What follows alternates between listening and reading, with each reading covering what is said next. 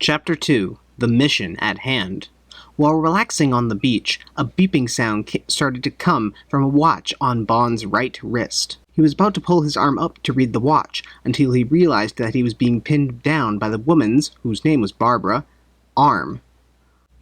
"Alas, what am I to do in a situation like this?" he joked. Barbara was relaxing almost to the point of dozing off when she started to hear the beeping sound too. "James, what's that noise?" "Nothing, darling. Something that clearly has its own form of nervous tic. Up you go."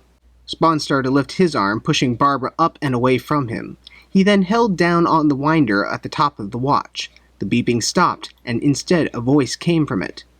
007, report in. 007, are you there? An older man started to say. "This is 007. Who is this?" Come now, 007, this is M. I hate to pull you away from leave, but something has come up. "As always, I must leave my leave. But forgive me, for M has not sounded like something we can discuss in person. Hop on the next plane. Get to it." Bond pressed the top of the watch again to end the call. He then noticed Barbara lying in the sand on her side with one hand on her head and the other on her hip. "So, is that it? A one-day stand? Some vacation this has been." Bond crawled over to her. "For both of us. But if you come to this spot more often, I'm sure we'll meet again." He then came around her and started kissing the back of her neck. "Besides, I can assure you that there is more you haven't seen." He then leaned in to kiss Barbara. She smiled. He then gave her a tap on the rear. "What was that for?" "Sorry, old habit." Bond then started to walk away. "But James, how will I find you?" "Don't worry, I'll find you." Bond soon made his way to a very small airport that in no way would house commercial flights. He found a plane that would take him to a larger airport in Jamaica. From there, he was able to make his way back to London, England. There, in the heart of the city, stood Universal Exports. This was actually a front for the espionage agency known as MI6. Inside an office, a woman was typing away at a computer. She would every so often look at the door, check her hair and makeup, and then resume typing.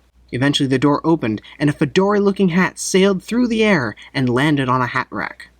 Following the hat, stepped in James Bond, 007. "Why, James, I've missed you." "The feeling's mutual, Moneypenny. How I've thought about you frequently." Bond went around Moneypenny's desk and placed his hands on her shoulders. "Careful, James. Times have changed. Besides, why do I feel like you're covering up for something?" "The real question is, are you covering up something for me? When I was in the islands, I got a call from some old man claiming he was M.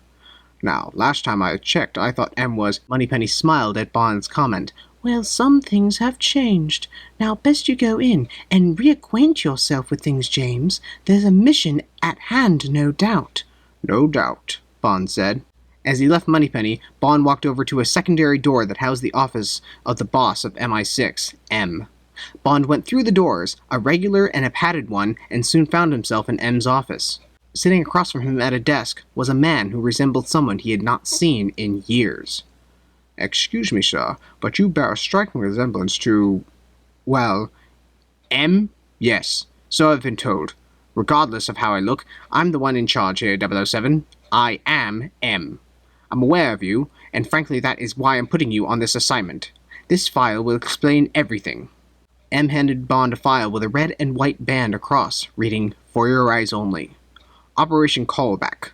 We are collectively calling it. Albert Wilson, a scientist and mathematician by trade. Those are only two of his fields. He appears he excelled in every class, course, and grade throughout his schooling years. In fact, his head capacity has grown, that being ever so slightly. He's gone beyond such geniuses such as Newton, Einstein, and Hawking. However, he believes he knows what will happen to the Earth. Many have tried to stop him, but he will not listen to any. As the years have gone by, he's become increasingly violent. Your mission, 007, is to stop Wilson at any costs." As M was explaining, Bond was looking through the file and found a picture of Wilson. M was correct about Wilson's head size. "Q-Branch has given you this to get a signal on him." M then handed Bond a pen. He went on to explain that the pen was synced up to Bond's phone and should place the pen on a worker of Wilson's or Wilson himself to see where they are. "I'll be on my way," Bond said. M grunted with acknowledgement, and Bond left MI6. but not without kissing Moneypenny goodbye, as he has done for years.